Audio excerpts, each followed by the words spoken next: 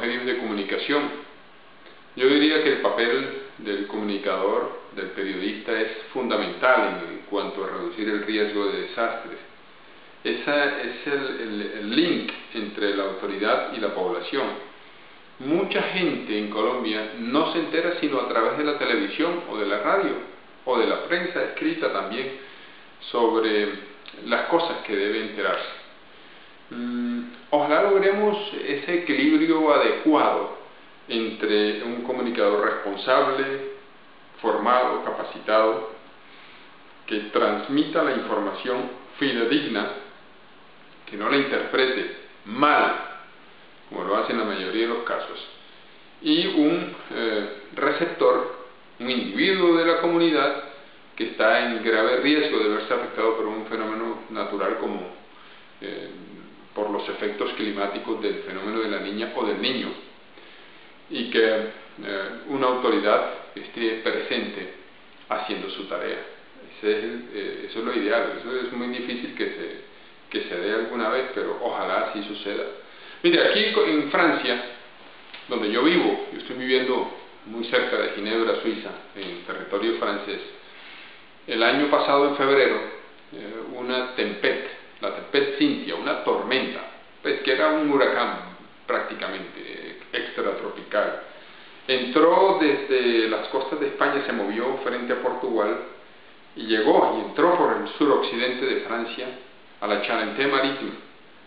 Produjo unas inundaciones que no se habían visto realmente allí en ese sector, o tal vez habían pasado algunos eventos similares muchos años antes, y en esta oportunidad fue catastrófico.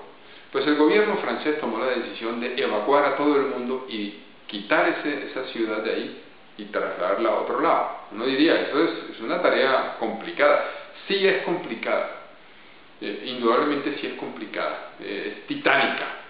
La gente se opone, es lo primero que sucede. La gente no quiere salir de las zonas de alto riesgo. Si usted va a mover a una persona que vive en las riberas del Magdalena en Colombia, o en la cuenca del río Conveima en Ibagué, un río que, si ustedes lo conocen, un río torrencial que muchas veces ha causado desastres en las comunidades de Ibagué y de ahí hacia arriba, porque las casas están construidas exactamente al lado de donde pasa el riachuelo, que es la corriente, digamos, el nivel medio del caudal del río ese. Pero ese río, con unos aguaceros fuertes en la cabecera, se desborda y abarca un área extensa a sus alrededores, y allí encuentra barrios de Ibagué, que la gente pues obviamente se ve afectada, muchos mueren.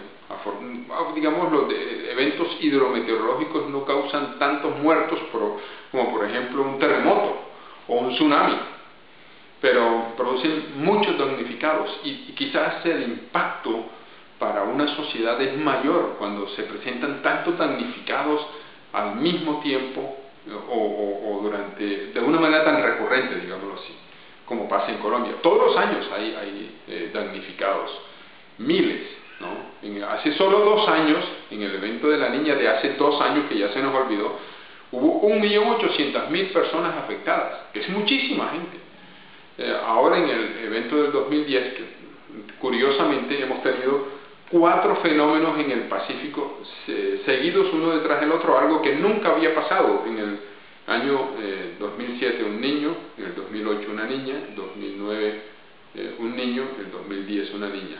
Eso antes no había pasado. Esto es una muestra posiblemente de lo que se llama el cambio climático, que es algo que es tangible ya, que nos está afectando allá y acá. Aquí en Europa, por ejemplo, se ha vivido una sequía tremenda. El mes de abril pasado fue en este sector de Francia y de Suiza el segundo más seco y más caliente de toda la historia, desde 1840 que se están tomando datos meteorológicos aquí. El segundo, el anterior más seco y más caliente había sido el 2007. O sea que estamos hablando de una serie de fenómenos recurrentes, extremos, cada vez peores, que se van a estar presentando, que se están presentando ya y que se van a estar presentando en el futuro, y para eso tenemos que prepararnos. Nosotros no podemos vivir todos los años sacando miles de millones de pesos del presupuesto nacional para socorrer a la gente. Y no es con colchones y con mercados con que se solucionan los problemas estructurales de estos fenómenos extremos de la naturaleza. No demerito la labor de la Cruz Roja o la Defensa Civil, que son unos titanes, no sé, pero el hecho de solucionar estructuralmente estos problemas es evacuando a las personas de las zonas de alto riesgo y llevándolas a zonas de bajo riesgo, ¿no? Donde no haya riesgo. Esa es la tarea que tienen que hacer el gobierno. Sale más económico hacer eso así que de otra manera. Y los medios de comunicación tienen el papel fundamental de no robarse el show, no hacer más allá de lo que les corresponde y no tratar de, digamos, maltratar la información científica que se les ofrece, sino ofrecerla de una manera responsable al público para lograr esas transformaciones de nuestra sociedad que son necesarias en las condiciones actuales. Aquí en Francia, el hecho de trasladar ese pueblo causó muchos traumatismos y hubo discusiones y la gente se opuso y dónde va a salir el dinero, pero se va a hacer. Y vamos, ¿por qué? Porque de esa manera se evita que dentro de un par de años que vuelva a pasar otra tormenta de esta, vuelva a causar la misma situación. Entonces van a quedar en ridículo las autoridades de desastres y todo el mundo y la misma población ahí. Se les dijo, se les advirtió, sálganse de ahí, hay que irse para otro lado.